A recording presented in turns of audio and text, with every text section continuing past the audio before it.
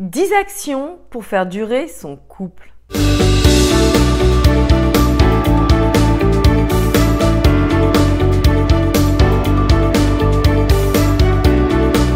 Bonjour mesdames, j'espère que vous allez bien, que vous avez la forme et que vous avez toujours envie d'utiliser votre intelligence féminine afin de prendre cette belle part du gâteau, de faire en sorte que ça fonctionne pour vous et que vous puissiez tout obtenir de la vie.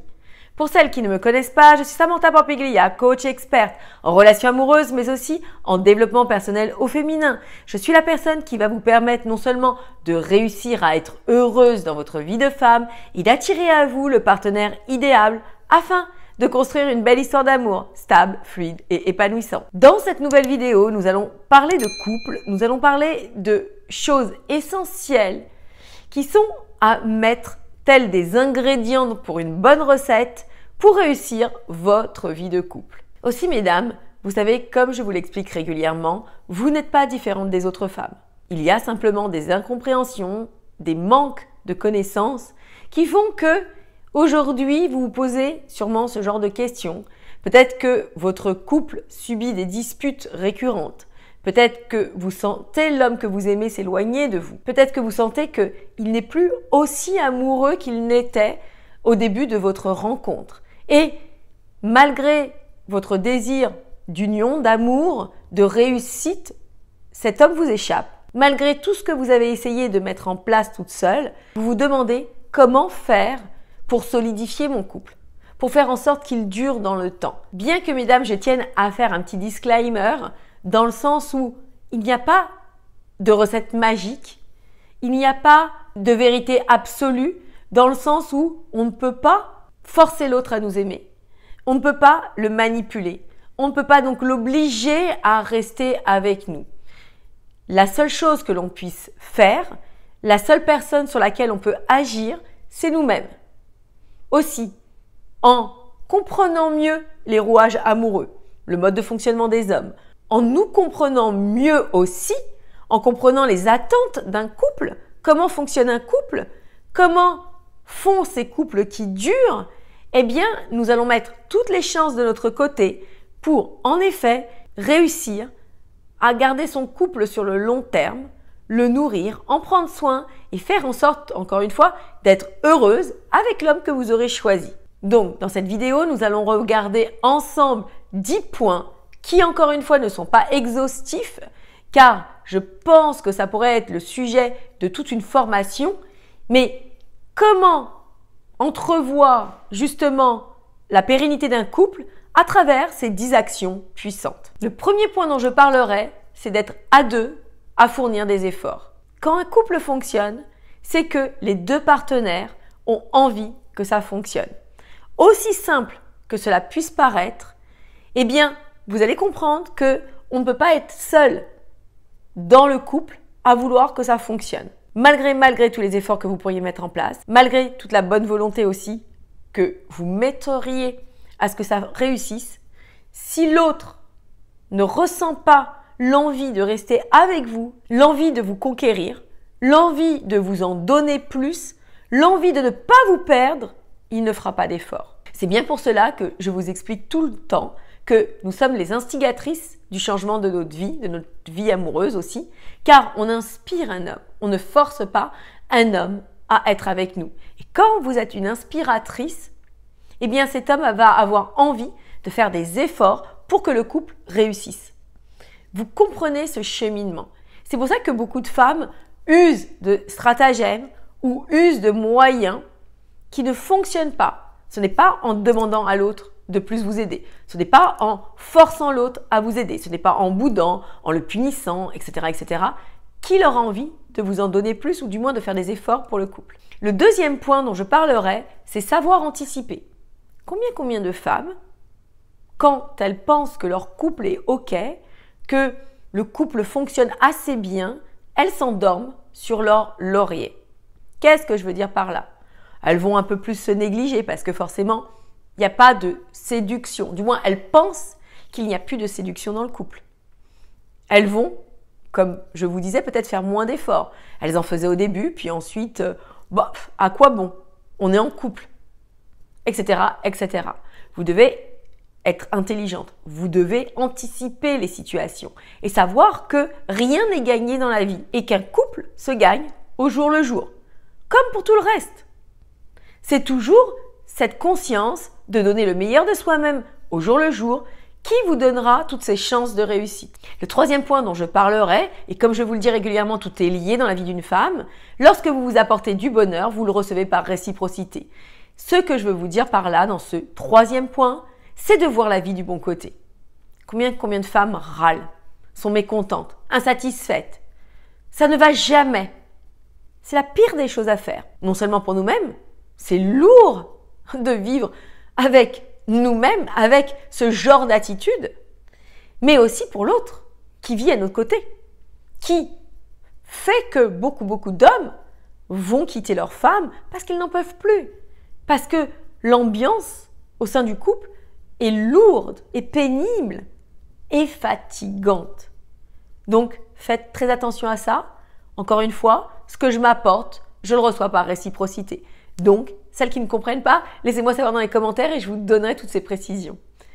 Faites en sorte de vous apporter le meilleur pour encore une fois en recevoir. Ce n'est pas de l'égoïsme, c'est le fait simplement de comprendre les lois de la vie. Je ne peux pas donner ce que je n'ai pas. Donc, en soi, vous êtes toujours le leader de votre vie, la locomotive du couple. Dans beaucoup de cultures, on le dit, c'est la femme qui fait l'homme. Donc, c'est pour ça que vous devez investir en vous. C'est pour ça que, bien souvent, j'entends certaines femmes qui vont me dire « Oh oui, pourquoi je devrais faire les efforts? C'est toujours aux femmes de faire les efforts. » Elles ne comprennent pas que cette quête est avant tout la quête d'elle-même, le fait de se conquérir elle-même avant toute chose. Et c'est un formidable voyage qui non seulement nous fait grandir, et par réciprocité nous attire les belles choses dans notre vie. Le quatrième point dont je parlerai, c'est de se responsabiliser. Combien de femmes vont se dire oh oui, mais c'est sa faute, il fait aucun effort, il veut rien me donner, c'est toujours moi qui m'occupe de tout, etc., etc. Ok, mais encore une fois, qu'est-ce que vous faites pour changer la situation? Est-ce que vous agissez toujours et toujours de la même manière et puis vous vous étonnez de ne pas avoir un résultat différent, ou vous êtes force de proposition, ou vous utilisez votre intelligence féminine pour changer la donne? C'est ma question pour vous, car en soi, toute situation a une correspondance. C'est-à-dire qu'il y a une leçon derrière tout ça que vous devriez comprendre pour faire évoluer votre situation. Donc, dans chaque situation, vous êtes responsable. Vous êtes responsable d'accepter ou pas, de tolérer ou pas, de ne rien dire ou pas, etc., etc. Le cinquième point dont je parlerai pour que ce couple fonctionne, c'est d'oser se faire aider. Combien de femmes endossent toutes les responsabilités, ont des surcharges mentales et finissent par être aigries, râlent tout le temps, sont frustrées, en ont assez. Mais nous, les femmes, nous avons cette aptitude à ne pas demander. On pense que ça doit être naturel. On pense que ça doit être intuitif, que les hommes doivent deviner. Vous ne vivez pas avec une autre femme. Cet homme n'est pas votre sœur, votre mère, votre collègue, votre ami. Et donc, il fonctionne avec un mode de fonctionnement masculin. Le sixième point dont je vous parlerai, c'est d'être ouverte au changement. Combien de femmes, lorsqu'elles sont dans un couple et qu'elles ont eu l'habitude de toujours fonctionner de la même manière, ne vont pas être ouvertes au changement.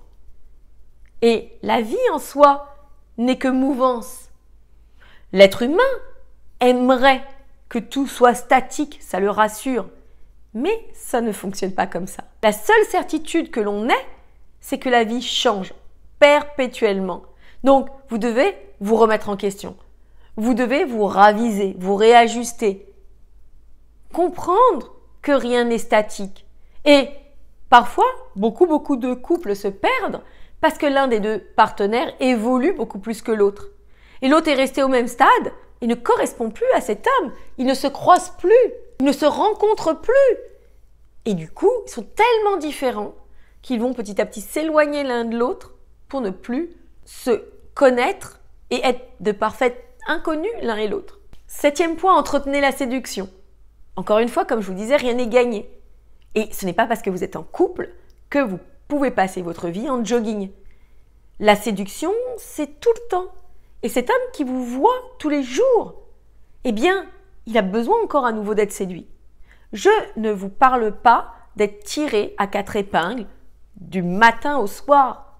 En soi, on a le droit d'être décontracté, on a le droit de relâcher un peu. Mais simplement, faites attention à des petits détails, sentir bon, ne pas avoir des grosses racines de cheveux, avoir cette conscience d'entretenir votre intérieur, etc., etc. Alors, petit disclaimer, pour celles qui diront on n'est plus dans les années 50, blablabla, parce que je l'entends souvent ça. Mesdames, faites comme vous voulez. Mais encore une fois, ce que j'explique, c'est que beaucoup de femmes ont abandonné le fait de prendre soin de leur intérieur, de prendre soin d'elles, de prendre soin de ceci, de prendre soin de cela, à force de se dire que j'en ai pas envie, ça me saoule, ça me demande des efforts. Eh bien, la plupart de ces femmes sont tristes, sont malheureuses, sont désemparées. Donc moi, je vous donne des conseils qui fonctionnent, qui remplissent votre réservoir de satisfaction. Parce que c'est inhérent aux femmes. On aime faire ça. Et je sais que certaines femmes que je connais vont juste regarder des vidéos de rangement, du fait de remettre sa maison à flot, de redécorer sa maison. Pourquoi ça nous fait plaisir? Pourquoi ça nous met en joie? Parce que c'est quelque chose qui correspond à notre féminité. Et lorsque l'on accepte simplement, eh bien, on est beaucoup plus aligné, on est beaucoup plus sereine. Et rien à voir avec un temps passé. C'est pour ça que beaucoup de personnes sont perdues. C'est pour ça qu'en France, on est l'un des premiers pays à consommer des anxiolytiques, des antidépresseurs. Ce n'est pas pour rien. Mais fin de la parenthèse, on pourrait en parler longuement. Le 8e point, c'était une amie, une alliée. Je parle beaucoup d'amitié dans un couple. L'amitié est le fondement de tout. Parce que l'amitié induit du respect, induit de la connexion, induit le fait de pouvoir avoir de la complicité. Être une amie pour l'autre ou comme l'autre, il est important que ce soit aussi notre ami, fait que ce couple se sent solide, uni et aussi permet de mieux comprendre l'autre. Donc naturellement, si on se sent compris, on se sent aussi engagé vis-à-vis de l'autre, on a envie d'être avec lui naturellement. Le 9e point, c'est de vous réinventer.